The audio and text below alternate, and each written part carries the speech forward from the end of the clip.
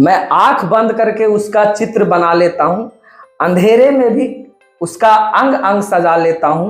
भूलना तो बहुत चाहता हूँ मगर उसे, लेकिन मन ही मन में कई बार दोहरा लेता हूँ, बिकॉज आई लव मैथ।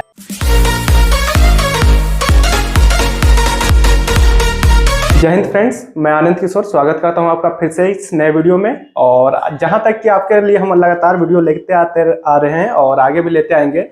तो इस वीडियो में आज हम बिहार शरीफ से के ऐसे शख्स से मिलेंगे। वैसे बिहार में तो आपको काफ़ी यंग लोग मिलते हैं और बहुत कुछ करने की काबिलियत रखते हैं। तो आज हम मिलेंगे मैथ्स माइंड के डायरेक्टर सर से, जो कि बहुत ही कम एज में, जिनका एज आपको बहुत ही कम लगा होगा, यंग लगा होगा। जिस एज में आजकल के बच्चे देखा जाता है घूमते रहते हैं, कुछ नहीं करते हैं, उस एज में ये कोचिंग चला रहे हैं और बहुत काफी सफल कोचिंग चला रहे हैं। तो फर्स्ट ऑफ ऑल सर का हम स्वागत करेंगे और जानना चाहेंगे सर के बारे में। धन्यवाद आनंद जी।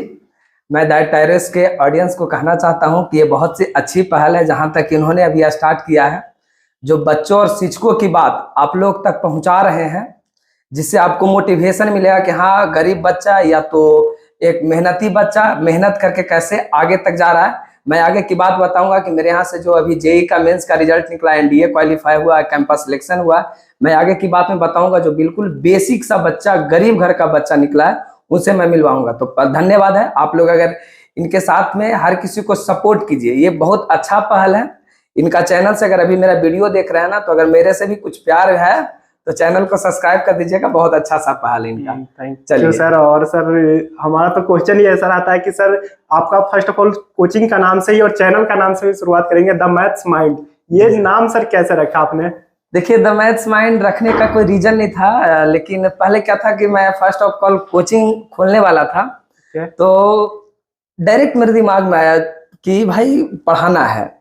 तो पहले मैं अपनी लाइफ को शुरुआती से बात करता हूँ, कैसे कैसे हुआ था ये कि जब हम 12th में पढ़ रहे थे, मेरी जो बेसिक शिक्षा थी वो बिहार शरीफ से हुई है। मैं बिहार शरीफ के शिक्षकों से पढ़ा हूँ। बिहार शरीफ के ही टीचर लोग हैं, सुरेश सर हैं, जिनसे मैं मैथ पढ़ा था। तो मैं क्या था ना कि पढ़ रहा था, तो एक समय ऐसा है जब कार्ड चेक होने लगा था ना, कोचिंग का एक कार्ड बनता है। तो मैं यहाँ रूम लेकर पढ़ता था, तो कार्ड जब चेक करने गया तो मेरे पास फुल पेमेंट का कार्ड नहीं था। तो सर नहीं थे, एक थे, उससे ऐसे हमको घुरा दिया गया कि कार्ड नहीं है तो आप चले जाइए घर। मैं जब घर गया, अपने पिताजी से बोला, मैं तो गुस्सा में गया कि भाई पैसा नहीं देना तो पढ़ाई लिखाई छोड़ छाड़ देंगे। और मैं घर का एक लौता वारिस हूँ, मतलब एक लौता बेटा ही, एक ही भाई हूँ, तो थोड़ा रुतबा तो रहता है एक बेटे वाला। तो हम गए, भाई पैसा नहीं देना है तो क्लास छोड़ देंगे। अब जब हम घर गए तो पिताजी से बोले कि पैसा नहीं देते हैं, हम आज के बाद क्लास नहीं जाएंगे, छोड़ देते हैं पढ़ाई। तो पापा बोले, बेटा ऐसा है, रुको। जो पापा एक किसान फैमिली है, किसान फैमिली से है, खेत होता है। तो पापा बोले ठीक है, हम पैसा अरेंज करके देते हैं। अब हुआ ये कि पापा बोले कि ठीक है, तुम घर पे रुको 10 मिनट, हम आते हैं पैसा मांग करके किसी को, जो किसी के यहाँ बाकी है। तो बोला मैं भी आपके साथ चलता हूँ। तो मैं भी अपने पिताजी के साथ गया। तो जो गांव के मनिंदे लोग होते हैं, जो वैल्यूएबल होते हैं, उनके यहाँ पिताजी गए और बोले कि देखिए, जो गाँव का टोन होता है कि देखिए ना, हमारे बेटो आवल है रजीबा, जो पैसा देना है, जो कोचिंग से इसको भगा दिया गया है। हालांकि भगाया नहीं गया था, लेकिन पैसे के लिए बार बार चेक हो रहा था। तो गए तो गांव वाला बोला कि जे ठीक है, जे हम देते हैं। एक दो के यहाँ गए, लेकिन दिए नहीं। अब मेरे वो दिए नहीं तो आधा घंटा हो गया, 1 घंटा हो गया, मुझे कल की क्लास भी पकड़नी थी, तो पैसे नहीं दिए। अब मेरे भैया थे, दूर का भैया लगते, गांव का, मोहल्ले का चचेरा भाई, उन्होंने से पापा पैसा मांगे, नहीं दिए। अब भाई बाप का जो बच्चों के फिक्र होती है पढ़ाने के लेकर, वो बहुत एग्रेसिव, मतलब वो थे कि भाई छूटना नहीं चाहिए कल की क्लास। तो 2 घर 4 घर मेरे साथ पापा गए। अब हर जगह निराशा मिली। तो मैंने अपने पिताजी की आंखों में एक आंसू का झलक देखा, एकदम उदासी था। लेकिन पापा के बस मुंह से एक आवाज आ रहा था कि बेटा चिंता मत करो, तुम चले जाओ यहाँ से, हम व्यवस्था करके दे देते हैं। तो मेरे पीछे में पापा फोन से बात कर रहे थे, मेरे भैया थे, उनसे बात कर रहे थे कि ऐसा है कि रजीबा को कोचिंग से भगा दिया गया है, जो तुम 3000 रुपया दे दो, जो नहीं होगा तो हम अपना तुम्हारे पास के खेत में जो खेत है ना, उसको हम तुमको इजारा पर दे देंगे। लेकिन भाई थे तो वो क्या थे कि एक बार मना कर चुके थे, तो खेत के नाम पर दोबारा कैसे वो कह पाते कि हाँ हम खेत दे देते हैं। तो उन्होंने भी मना कर दिया। अब गांव के 10-12 घर जाने के साथ साथ मैं भी जिद बना लिया था, क्या जाके देख ही लेते हैं क्या होता है। 10 घर 12 घर गए पैसे को लेकर, पैसा नहीं मिला। तो लास्टली मैं भी पापा के साथ रोने लगा और दोनों मिल आकर घर में बैठे रोने लगे। पापा बोले चिंता काहे करते हुए कि जो भी है तो तुम्हारा ही, तो हम किसी तरह बेच के अरेंज कर देंगे। जो 165 रुपये मेरे पापा के पॉकेट में था वो पैसा हमको दे दिए और वो पैसा लेकर मैं बिहार से पुनः चला आया। बोले कि तुम जाओ, 1-2 दिन में हम व्यवस्था कर देंगे। वो पैसा लेकर चले आए।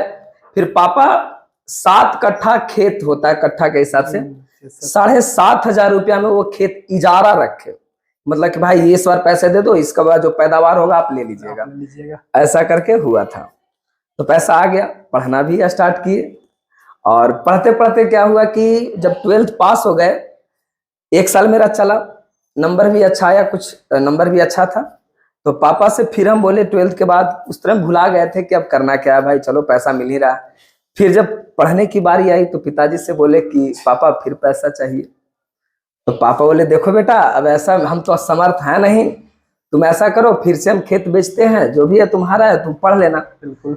अब जब खेत बेचने की बात आती है ना तो कलेजा दहल जाता है। जिस संपत्ति पे मेरा कोई हक नहीं है उसको हम कैसे अपने फायदे के लिए बेच सकते हैं। तो मैं बोला ठीक है पापा, मैं देख लूंगा। तो हुआ ये कि 2017 की बात है, 17 की, हाँ तो 17 की बात है। उस समय मैं 12th दिया और सोचा कि चलो पढ़ाना है कुछ। तो पढ़ाना था तो मुझे ऐसा नहीं था कि हम बहुत ब्रिलियंट थे, एक बेसिक बच्चा थे, मैथ में नंबर भी उतना अच्छा नहीं था, बेसिक बच्चा थे। अच्छा का मतलब कि 85 ऐसा नहीं था, 65 या 70 के बीच में था। तो कोचिंग खोलना था, मेरा एक दोस्त था, उसको हम बताए कि देख भाई जो मुझे कोचिंग खोलना है, घर से पैसा मिलता नहीं है। तो बोला कि खोल दो। हम दोनों बिहार शरीफ से साइकिल से दोनों मिल, दोपहर का टाइम था, साइकिल से जा रहे थे। तो उसको बोले कि भाई हमको कोचिंग खोलना है। तो बोला खोल दो। तो बोला मुझे कुछ तो आता भी नहीं, कैसे पढ़ाना होगा। तो बोला कि जब पढ़ाओ ना, हम देख लेंगे, जो हम जितना पढ़ाएंगे उतना तुमको पढ़ाना है। बोले ठीक है भाई चलो। कोचिंग स्टार्ट किए, 1-2 दिन हेल्प भी किया, 1-2 दिन हेल्प किया, उसके साथ साथ रहे, मदद भी किया। अब हुआ ये कि हम बोले कि भाई अगर कोई बच्चा तेज बच्चा आ गया और डायरेक्ट मेरे से क्वेश्चन पूछ दिया तब, और बच्चा आता भी है कभी कभी चेक करने के लिए कि मास्टर साहब क्या पढ़ाते हैं। हाँ, नया नया था तो बच्चा आता भी है। बिल्कुल सर। तो वो हमको एक बात बोला कि कोई भी बच्चा आएगा तो पूरा से थोड़ी पूछेगा, जो तुम चैप्टर पढ़ा रहे हो उसी से पूछेगा, जो तुम पढ़ाने के लिए पूरा चैप्टर कंप्लीट कर लेना, एक चैप्टर। हम बोले ठीक है। चैप्टर कंप्लीट करके जाते थे और बच्चों को पढ़ाते थे। किसी बात विवाद के बीच ऐसा कुछ हुआ, वो दोस्त का मेरे से दूरी बन गया। उसको मैं भी जलस हो गया, क्या हो गया, आज तक बातें नहीं होती हैं, वो हमसे जलस बना दिया। अब बात आज भी मुझे याद है कि जो चैप्टर पढ़ाना था वो कंट्रैक्शन पढ़ाना था और मुझे आता नहीं था। रियलिटी बात बताए, कुछ नहीं आता था। तो हुआ ये कि अब आता नहीं था तो बच्चों को बुला लिए, अब पढ़ाना भी है। तो डायरेक्ट आया तो भाई आज क्या आता ही नहीं तो पढ़ाए क्या, वही चैप्टर पे अटका हुआ था। तो हम बच्चा को कुछ पूछ के पीट उठ के भगा दिए, चलो भाई जाओ यहाँ से। पीट के भगा दिए।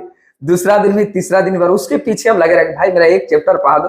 और कंट्रैक्शन ऐसा चैप्टर है कि खुद सेल्फ स्टडी से बहुत कम कवर किया जा सकता है। तो हम बोले कि जे कवर करा दीजिए। तो बोला ठीक है चलो मेरे साथ। उसके घर गए, घर पे रहे, खेलने गए, कूदने गए, लेकिन फाइनली वो नहीं बताया। अब मेरे दिमाग में कुछ हो नहीं रहा था। उसी समय जियो नया नया लॉन्च हुआ था। मैंने यूट्यूब पे सर्च किया contraction class for 12th NCERT।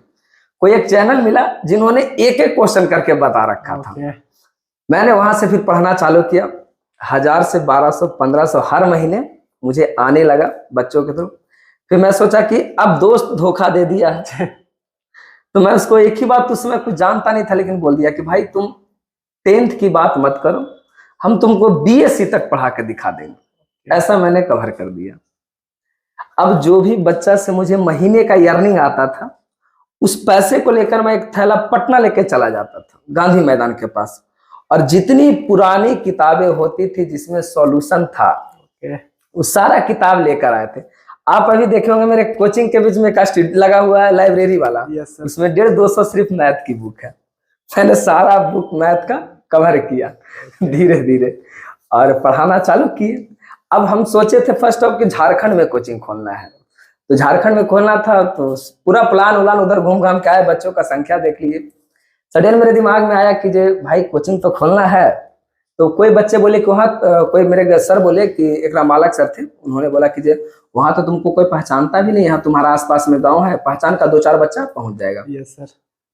मैंने डायरेक्ट वहां से 3 बेंच मैंने ला रखा था, 3 बेंच घर से ही 3 बेंच, और चौकी था, चौकी के बीच में 4 गो बेंच लगाए हुए थे, वही बैठने वाला बेंच लेकर डायरेक्ट बिहार शरीफ आए। एक सर के साथ चलते चलते घर मिला, उसमें लिखा हुआ था रेंट फॉर कोचिंग। मैंने बोला कि मुझे पढ़ाना है, कितना लीजिएगा? तो बोले 2000 रुपया लगेगा। और मैंने क्या किया, वो रूम ले लिया, यही धनेश्वर घाट के पास में ही है, ले लिया। कल से स्टार्ट कर दिया कोचिंग। अब नाम की बात आई तो नाम सोचने का था, तो मैं पहले मम्मी के नाम पर सोचा, फिर पापा के नाम पर सोचा, फिर दोस्तों के नाम पर सोचा कि क्या अच्छा हो सकता है, वगैरह वगैरह सिंबल के बारे में सोचा। फिर हमने सोचा कि चलो भाई, डायरेक्ट सडन दिमाग में आया कि बच्चों को मैथ तो माइंड से ही कराया जाता है, तो मैंने डायरेक्ट सेट कर दिया, चलो यार द मैथ्स माइंड।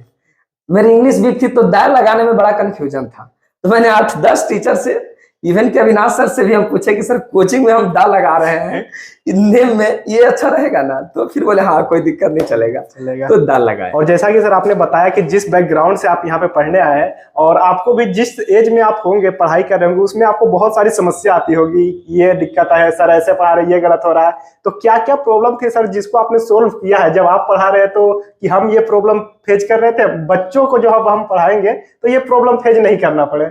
हाँ, ऐसा था कि हम बहुत सारा टीचर को ट्राई किए, बहुत सारा टीचर के यहाँ गए, बिहार शरीफ के मोस्टली टीचर के यहाँ गए, तो फार्मूला लोग लिखा के पढ़ाना चालू कर देते थे, और रियलिटी बात है, समझ में भी आ जाता था, बन भी जाता था सारी बात, लेकिन कुछ टाइम के बाद हम भूल जाते थे। तो मेरे दिमाग में हमेशा ये एक बात खटकता था यार, कि जब मैं बच्चों को पढ़ाऊंगा ना, तो बच्चों को फार्मूला तो बिल्कुल नहीं भूलने दूंगा। और मैंने फार्मूला पे इस बार एक वीडियो भी बनाया था इस बार एग्जाम के। एक दिन में उसका बैच टाइम मेरा 4000 घंटा प्लस एक दिन का बैच टाइम था। जिस दिन मैथ का पेपर था, उस दिन बच्चा एग्जाम देने गया, सेंटर से पहले सुबह 7 बजे से पहले जो मेरा वीडियो चला, एक दिन में 4000 घंटा था। यूट्यूब पे देखा था बाईटी में, टाइमिंग कितना देखा गया, 4000 घंटा। सोचिए एक चैनल के मोनेटाइज के लिए होता है। बिल्कुल सर। और उस फार्मूला में मैंने बच्चों को ऐसे याद करवाया ना, एक्स का डिफरेंशिएशन पूछा जाता है कि एक्स का डिफरेंशिएशन क्या होता है, तो मुझे बहुत अच्छे से याद था, बन होता था। तो मैं बच्चों को पता है कैसे रिलेट करके बनाया। एक्स मतलब बताए थे, एक्स मतलब आपकी एक्स गर्लफ्रेंड, और एक्स गर्लफ्रेंड कैसी थी आपकी? तो बच्चा बोलता था सर नंबर 1 थी। तो यहां से हम रिलेट कर दिए कि एक्स का डिफरेंशिएशन 1 होता है। ऐसे करके कहानी की तरह करके हम बच्चों को डिलीवर करते हैं फार्मूला को, तब बच्चा भूलता ही नहीं है। और सर आप इंश्योर कैसे करते हैं कि बच्चे को समझ में आ गया होगा? उसके लिए टेस्ट या कैसे इंश्योर करते हैं कि हम जो पढ़ाए, चलो सब बच्चों को समझ में आ गया होगा? देखिए, पहले नंबर तो हम जो बच्चे हैं ना, मुझे सर कहते नहीं है, भैया, वो राजीव भैया कहते हैं। पूरा मार्केट में ही है यहाँ कि बिहार से मेरा 3 सेंटर चलता है। सीटेट क्रैकर, जहाँ पे हर साल सबसे ज्यादा सीटेट का रिजल्ट निकलता है, इस बार भी सीटेट का सबसे ज्यादा रिजल्ट आया सीटेट क्रैकर से। मेरी 12th की अपनी द मैथ्स माइंड है। ESC एकेडमी एक जॉब फैक्ट्री है, जहाँ पे हम अपने गुरुजी के साथ इस पर कोलैबोरेट किए हैं। तो राजीव भैया कहते हैं। बच्चों का एक टैगलाइन मुझे दिया गया कि राजीव भैया है तो भरोसा है। अभी जिस बच्चा का जेई का रिजल्ट निकला था मेंस का, जिसका मैथ में परसेंटाइल है 99 पॉइंट समथिंग है, तो बच्चों का ये कहना था ना कि राजीव भैया है तो भरोसा है, ये टैगलाइन चलता है। बिल्कुल सर। तो मैं बच्चों के साथ बहुत फ्रेंडली रहता हूँ। जब मैं बोर्ड पे लिख देता हूँ ना, तो बच्चा के जाके चुपके से जाके बोलता हूँ कोई परेशानी है क्या? जहां पे अगर कोई परेशानी है ना, तो पेंसिल से अंडरलाइन कर लेना। अगर आपको ये भी नहीं आ रहा कि 2 जोड़ 2 4 क्यों होता है ना, इस बात को भी हमसे तुम पूछो, बता देंगे। क्लासरूम में अगर कोई लज्जा भी होता है ना, तो मैं ऑफिस में स्पेशली 1 घंटा बैठता हूँ क्लास के बाद कि भाई कुछ भी दिक्कत हो, जो इच्छा पूछ लो। ऐसे जनरली क्या होता है ना कि क्लास में बच्चा पूछता है तो बच्चा हंस देता है। Right sir. इस घटना को ही मैं बताता हूँ थोड़ा। क्या है ना कि हम फिजिक्स का क्लास पढ़ा रहे थे। फिजिक्स में नॉमरिकल, पूरी बैच में 400 की बैच था, 2 ही बच्चा नॉमरिकल पढ़ाते थे। तो सर से हम एक नॉमरिकल पूछे, नॉमरिकल में डाटा मिसप्रिंट था, आंसर गलत आ रहा था। तो हम सर से जब पूछे ना, तो सर बोले कि ये सही है। और बताना नहीं चाहिए, लेकिन टीचर जब गलत होते हैं ना, तो अपने आप को कभी क्लासरूम में गलत साबित नहीं करते हैं। कल होके सॉरी बोल देंगे। इवन कि मैं भी अगर कहीं पे ऐसा हुआ हो, तो अपने आप को सही साबित करने का कोशिश करता हूँ। कल होके कह देंगे सॉरी यार मैंने देखा नहीं था। तो फिजिक्स का पूरी क्लास थी वहां पे, इवन की मेरी क्लास की सारी लड़कियां पढ़ती थी जिनके साथ मैं बचपन से पढ़ा था। तो सर हमको बोल दिया कि तुम रामढोलक है, बकलोल है, जिंदगी में कभी तरक्की नहीं करेगा, तुमको कुछ आता नहीं है। तो सारी क्लास की लड़कियां और लड़के मेरे तरफ देखने लगे। अब ऐसा सिचुएशन में बच्चे उसके बाद जिंदगी में कभी किसी से सवाल ही नहीं करते। Right sir. एकदम ऐसा ही सिचुएशन मेरे साथ भी बना था, लेकिन हम थोड़ा ढीठ टाइप के लड़का थे। मैंने भी वहां पे बैठे हुआ तब बोल दिया कि लो हम करिया है, क्या देखोगे देखो। ऐसे मैंने बोल दिया। अब मेरी लाज तो खत्म हो गई, फिर भी सर गुस्सा के हम कुछ दिन बैठा दिए। दोस्त लोग भी बुला रहे बैठना, मारेंगे हमको, मारने दो यार, लेकिन मेरा सही है क्योंकि मैं बचपन से बुक का शौकीन था। तो मैंने वहां पे कर दिया। बाहर निकले ना तो लड़की लोग का जो कमेंट पास था ना, वो कह रही थी कि यही लड़का था ना जिसको सर बेइज्जती किए थे। मैंने भी उसके चेहरे पे बोल दिया, हाँ हम ही थे, कुछ बोलना है? कौन सी अब मुझे उससे शादी करनी है जो मेरी शादी कर जाएगी? मैंने बोल दिया यार। और यही सिचुएशन हम अपने बच्चों में देखते हैं कि जब बच्चा कोई क्लास में क्वेश्चन करता है ना, तो सभी बच्चे लोग उसको देखने लगते हैं। Right sir. उसके बाद बच्चे का कॉन्फिडेंस लो हो जाता है। वो 12th की बात नहीं, जिंदगी में कभी क्वेश्चन नहीं पूछेगा। राइट। तो मैं भी जब बैच स्टार्ट करता हूँ, बीच बीच में बोलते रहता हूँ कि जब भी कोई क्वेश्चन पूछेगा तो कोई बच्चा उसके तरफ नहीं बोलेगा, मतलब उसके तरफ देखेगा भी नहीं। और अगर किसी बच्चे को आता भी है ना तो जवाब नहीं देगा कि सर ये होगा। बात सिर्फ बच्चे और मेरे बीच में होगी। तो मेरी क्लास की ये सबसे अच्छी बात होती है ना कि बच्चा और हम दोनों बीच में बात करते हैं तो कोई बोलता नहीं, तो उसको डर ही नहीं लगता, बेहिचक पूछ देता है। बिल्कुल सर। और ये तो आपकी क्लास की बात है। और उन बच्चों को क्या बोलना चाहेंगे सर जो कि सच में मतलब किसी को अगर डाउट होता है छोटा एक सवाल में, मतलब वो लगता है सारा बच्चा सर पूछे समझ में आया, रे सब बच्चा यस सर, तो लगता है अरे सबको समझ में आ गया, हम नहीं पूछे, हमको समझ में नहीं आया, तो कैसे पूछे सर? उनको क्या स्ट्रेटजी करना चाहिए या कैसे पूछना चाहिए? देखिए ऐसा है ना कि मेरी जो कहानी है वो उससे तो आप समझ ही सकते हैं क्लास वाली कहानी। बिल्कुल सर। जब भी मैं मैथ पढ़ता था, सही बोले आप कि सब बच्चा कह देता है यस सर, जिसको नहीं आता वो भी कह देता है यस सर। मैं भी जब मैथ में पढ़ता था तो मेरे से भी मैथ का प्रॉब्लम नहीं बनता था। और मैं जहां पढ़ा हूँ भीड़ भाड़ के इलाका में, मेरी हमेशा इरादा यही रहती थी कि इस सर के पास 2000 बच्चा है तो 2000 बेवकूफ थोड़ी है। बिल्कुल। और मैं भी वहां चला जाता था। बाद में समझ में आया कि सही में 2000 बेवकूफ है, ऐसा लगता था मुझे। हमको लगता था जब 2000 का जिंदगी बर्बाद होगा तो हमरो बर्बाद होगा, ऐसा हम सोच के चले जाते थे। और मेरा नैयत भी वही डूबी इसी सिचुएशन में। तो सब कहता था कि समझ में आ गया, तो हम क्या करते थे, हमको लगा अच्छा मुझे समझ में नहीं आया, तो मैंने रोज सीट अलग अलग चेंज करके बैठा और बगल वाले से पूछा कि सर कल ही बताए थे, नहीं आया समझ में, बताओ तो। अब वो हमको भी उजरा दिया, डायरेक्ट कहने लगा कि अरे ऐसे थोड़ा सा फॉर्मूला भूल रहे हैं, थोड़ा सा भूल रहे हैं, थोड़ा सा बता दो तब बता देंगे। हमको लगा अच्छा, जो सबसे ज्यादा क्लास में कहता था यस सर हो जाएगा, यस सर हो जाएगा, वो बच्चों को मैंने मतलब चिन्हित किया और हर दिन अलग अलग से पूछा। देखा पूरी क्लास का वही हालात है, किसी बच्चे ने वैसा कुछ रिस्पॉन्स दिया नहीं। मैं सोचा यार यहाँ सब मतलब अपने आप को दिखाने के लिए कह देते यस सर क्लियर है, ऐसा हुआ था। तो बच्चों जब भी कोई कह दे कि यस सर क्लियर है तो आप कहिए नो सर मेरा क्लियर नहीं है। और सर आपसे एक क्वेश्चन जो कि बहुत ही ज्यादा जेन्युइन है, जो कि सर अभी के जो आपकी क्लास में बच्चे आते हैं, ज्यादातर यंग बच्चे आते हैं और उनका सर डिस्ट्रैक्शन या अट्रैक्शन कह दे फीमेल या फीमेल का मेल की तरफ ये काफी ज्यादा बढ़ चुका है। और जब से बॉलीवुड वगैरह अभी तो और ज्यादा बढ़ चुका है सर, तो इसको कैसे देखना चाहिए? बात सही है। जब मैं बच्चों से बहुत ज्यादा फ्रेंडली होता हूँ तो बच्चा दुख सुख सब बताता है। Right sir. तो बच्चा मुझे एक दिन बोला कि जो सर मुझे किसी से प्यार हो गया है। डरने के बाद बच्चे भाई ओपन जाना चाहिए, बिल्कुल लेबर होना चाहिए अपने इसमें। Right sir. कि सर मुझे किसी से प्यार हो गया, मैं उसकी शक्ल नहीं भूल पा रहा हूँ जो बहुत अच्छी है, बहुत खूबसूरत है। मैंने उस बच्चों को एक बात बोला कि तुम्हें तुम्हारी माँ ने जन्म देने के लिए अपनी सुंदरता त्यागी है, फिर तुम किस सुंदरता के पीछे पागल हो? वो तुम्हारी माँ से ज्यादा थोड़ी ना खूबसूरत है। एक औरत तुम्हारे लिए अपनी खूबसूरत त्यागी है और तुम किसी दूसरे औरत की खूबसूरत के लिए पागल हो रहे हो। वो बच्चा मेरे पे फोन पे 15 मिनट लगातार रोता रहा, एक शब्द नहीं बोला। उसके बाद बच्चा अभी तक जी जान लगाए हुए।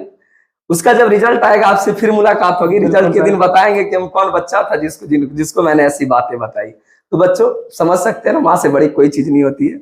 और सर आपसे जानना चाहेंगे सर कि बच्चों का बहुत चीज का फियर रहता था, जैसे ये अब आपका पर्सनल हम जानना चाहेंगे सर कि बच्चों को आपको जानना चाहिए कि सर भी एज नॉर्मल है, मतलब टीचर भी नॉर्मल ही होते हैं, उनसे आप पूछ सकते हैं। ऐसा नहीं कि बहुत सारे बच्चे सर टीचर को एज ए मानते हैं कि हम आपको तो ऐसे राजीव भैया कहते हैं, भैया कहते हैं, तो आपके साथ फ्रेंडली हो सके। बहुत सारे बच्चे बहुत सारे टीचर को मानते हैं कि ये सर है, ये आते हैं, पढ़ाते हैं, डांटते हैं, मारते हैं, चले जाते हैं। मतलब कैसे उनको फ्रेंडली होकर रहना चाहिए सर, और क्या अप्रोच रहना चाहिए सर? जैसे मैं अपने शिक्षक सहपाठियों से बस बातें करता हूं तो ये भी कहता हूं, पहले नंबर तो जिन शिक्षकों के पास पैसा हो जाता है, राइट, उन्होंने अपना ऐसा एक रुतबा ही बना लेता है ना। जैसे अभी दुकान खुले, बगल में भी सब्जी का दुकान है जो खांची में भी बेच रहा है, और बगल में दुकान, वो भी सब्जी बेची लेकिन शीशा लगा दीजिए। 99% लोग शीशा का दरवाजा में जाएंगे। मैंने कोचिंग खोला था, शुरू में शीशा वगैरह लगा लिया था, बच्चे घुसते ही नहीं डर से, वो सोचते थे बहुत बड़ा वो कोचिंग है, घुसते ही नहीं थे। तो शिक्षा लोग अपनी पर्सनालिटी ही ऐसा कर लेते हैं ना, जो बच्चा को पूरा ब्लेजर वलेजर कोट वूट पेन पान के एकदम पूरा, और डायरेक्ट स्टेज पे माइक लगा के चढ़ जाते हैं। तो बच्चा इंटरेक्ट नहीं कर पाता, शिक्षक से पूछ नहीं पाता था। Right sir. चलेंगे भी तो चलते चलते कभी बच्चों से कह दीजिए, बउआ ठीक है ना, पूरा बन रहा है, कहीं पे समस्या है, इतनी बात बच्चों को कह दीजिए, वो आपसे अगला दिन अपनी समस्या रख रहे हैं, सर मेरे साथ ये समस्या है। तो मैं चलते चलते यहाँ पे मैं बोर्ड पे दे दिया ना, तो बच्चों से पूरा क्लास में घूमता है, अब भाई कोई दिक्कत है, ऐसे पूछ लेते हैं। लड़की लोग को हम बहन ही कहते हैं, 99 मतलब सभी को बहन ही कहते हैं। अब बहन कहते हैं तो कहते थे बहन दिक्कत है कहीं पे, बोलो बहन। तो बहन लोग भी इंटरेक्ट हो जाते हैं, यहाँ तक कि सीटेड में 35 साल 40 साल के आते हैं पढ़ने के लिए। Right sir. तो लोग मुझे भैया कहते तो हम उनको दीदी कहते, तो बोले दीदी नहीं सर, आप सर हैं। बोले मैं सबका छोटा भाई हूँ, क्लियर है। तो भाई बहन का रिश्ता बना के हम लोग पूरा क्लासरूम को भाई बहन का माहौल बनाए रखते हैं, सब लोग हंसी खुशी से पढ़ लेते हैं, किसी प्रकार की कोई दिक्कत नहीं होती है। और सर ये सारी बातें हो गई सर, और आपसे कुछ जानना चाहेंगे सर, आपके जीवन का कुछ बेस्ट मोमेंट क्या रहा है, वैसा कुछ सर? बेस्ट मोमेंट की बात की जाए ना, तो बेस्ट मोमेंट तो आता ही है, अभी तो फिलहाल ही में बेस्ट मोमेंट है कि जो बच्चा सोचिए 12th का एग्जाम दे और फर्स्ट अटेम्प्ट में जेईई मेंस में 99, जो कि अभी तक जहां तक मैंने पता किया है कि यहाँ के आसपास के 7 जिला जो यहाँ पे रह के पढ़ता था, वैसा रिजल्ट किसी का नहीं है। रिजल्ट ना के बराबर है, कम हो, तो मैंने जहां तक, तो हो सकता है किसी का या पटना रह के कोटा रह के पढ़ता होगा, तो उसकी बात मैं नहीं करता हूं। लेकिन यहाँ आसपास के पढ़ने मैंने पता किया, शिक्षकों से पहचान है तो पता की, तो बोले नहीं सर ऐसा रिजल्ट तो था नहीं था। और इस बार एक बच्चा का कैंपस सिलेक्शन भी लेंस कार्ड में हो गया, तो इससे अच्छा मेरे लिए मोमेंट नहीं हो सकता, या हो भी सकता आगे भविष्य में। बिल्कुल सर। मेहनत के साथ लगे हैं, और बच्चों का जो दिया हुआ टैगलाइन है कि राजीव भैया है तो भरोसा है, इस पे मैं सब दिन खरा उतरूंगा।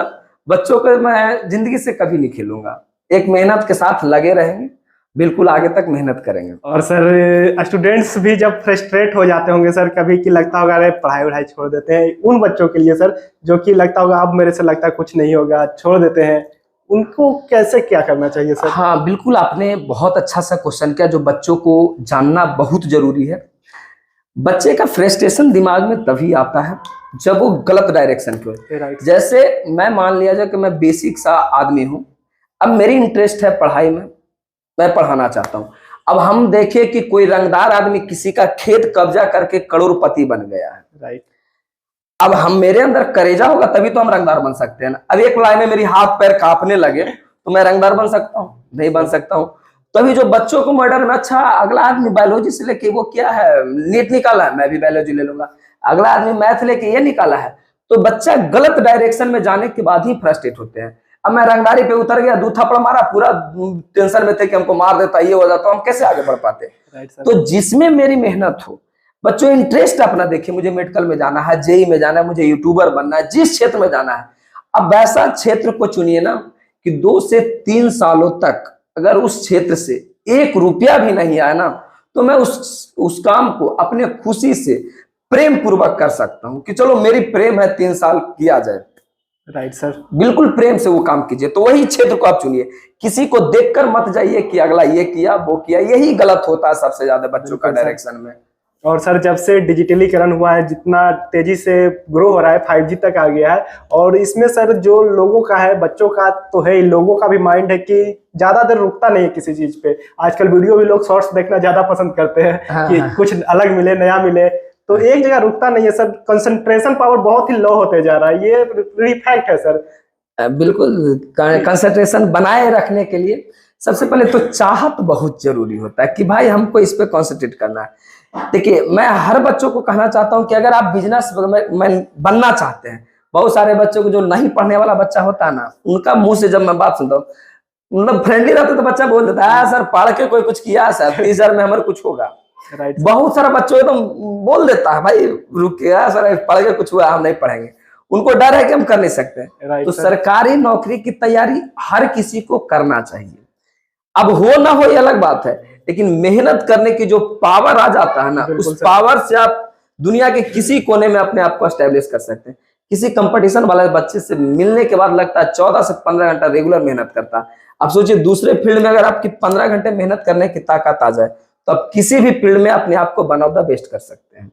तो एक बार करना चाहिए अगर वो उस क्षेत्र में जाते हैं तो ये मेंटलिटी बच्चों मत रखो कि मैंने पढ़ के कौन क्या किया है, 30,000 40,000 का महीना मिलता है। भाई तुमको बिजनेसमैन बनने के लिए ना नहीं बन पाएगा। वो दुकान भी खोलेगा ना, 2 घंटा कस्टमर नहीं आएगा तो तीसरा घंटा बंद करके घर से आते हैं, खाना खा के आते हैं। लेकिन जो कंपटीशन के बच्चे तैयारी किया होगा ना, 2 घंटा नहीं 20 घंटा इंतजार करेगा कि हो सके अगला अटेम्प्ट में कोई कस्टमर आ जाए।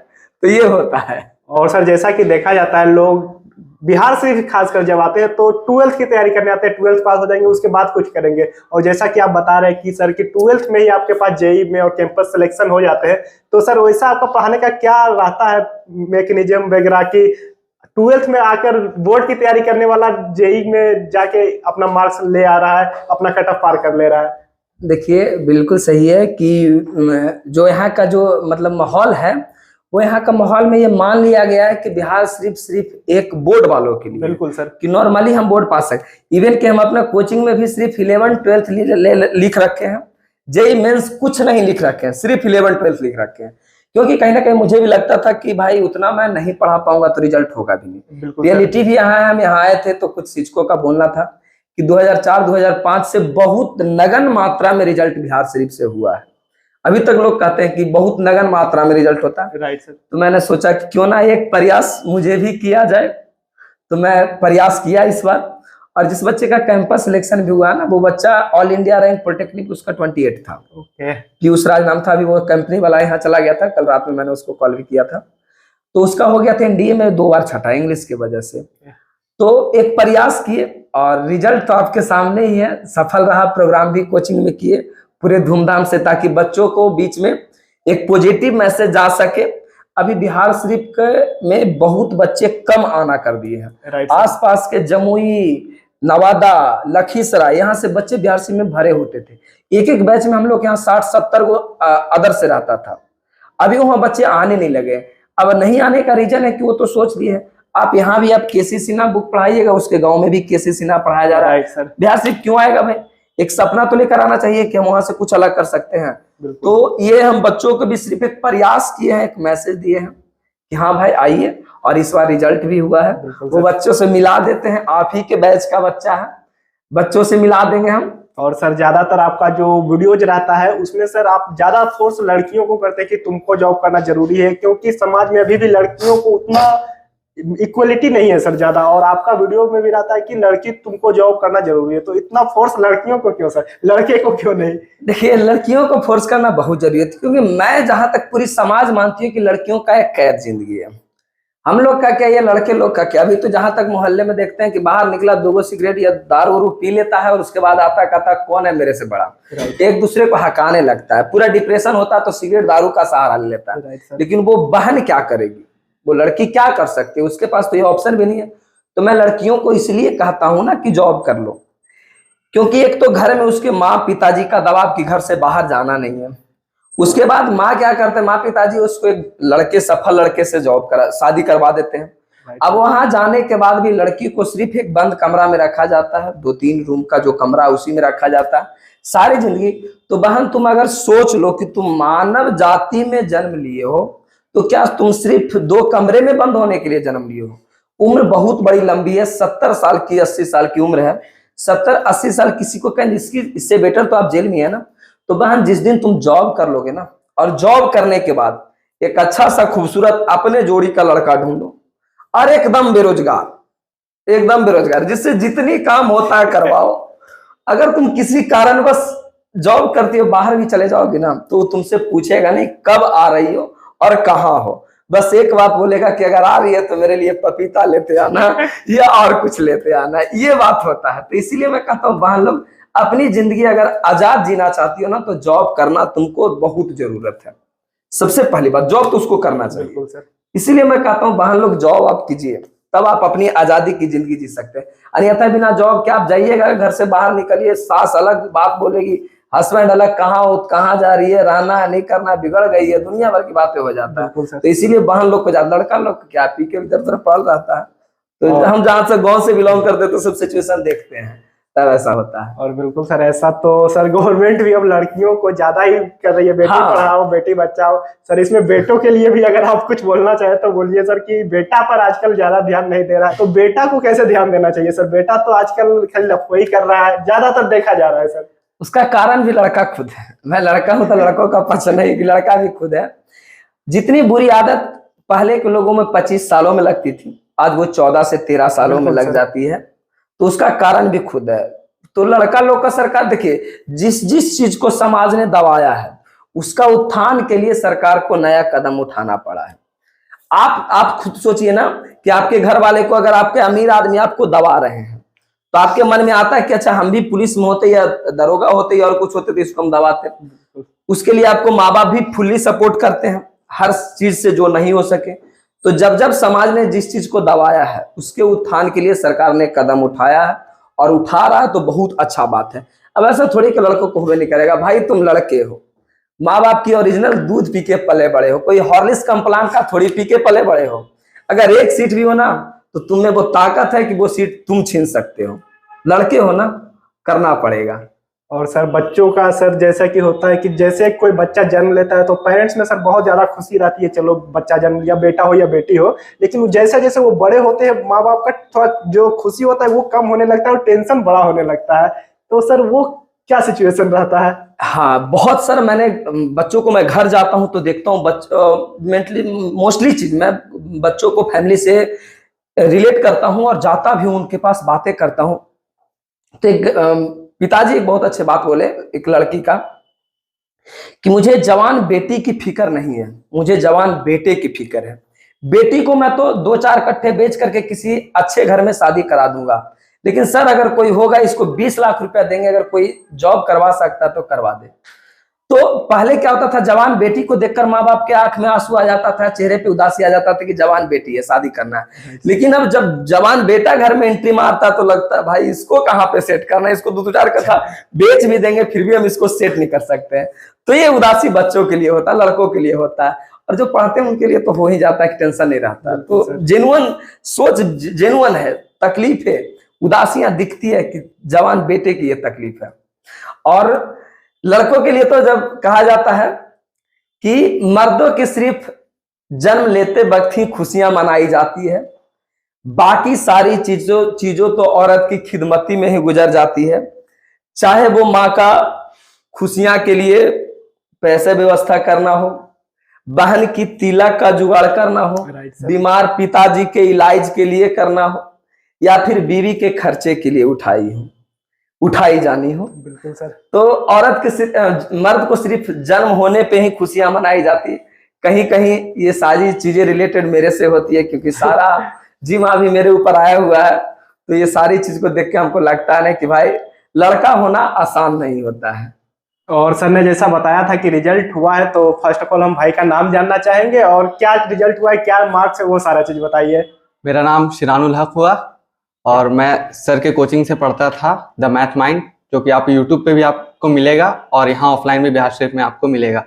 मेरा जेईई मेंस फर्स्ट अटेम्प्ट में 97 परसेंटाइल आया और मैथ में मेरा सबसे बेस्ट आया, जिसमें मेरा मैथ में 99 परसेंटाइल आया, जो कि सर की वजह कर आया, क्योंकि सर इतना अच्छा पढ़ाते थे। देखिए मैं 10 तक कोई ज़्यादा तेज स्टूडेंट नहीं था, 11, 12 फिर मैंने सर से पढ़ा मैथ, और सर ने बेसिक से लेके जेईई तक का लेवल कंप्लीट कराया।